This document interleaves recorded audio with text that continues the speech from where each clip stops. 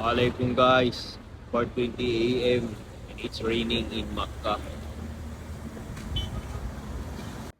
Guys, assalamualaikum. Baha ngayon dito sa Masjidul Haram sa may labas.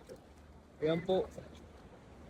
Assalamualaikum guys, inabot tayo ng baha dito sa Masjidul Haram sa may labas.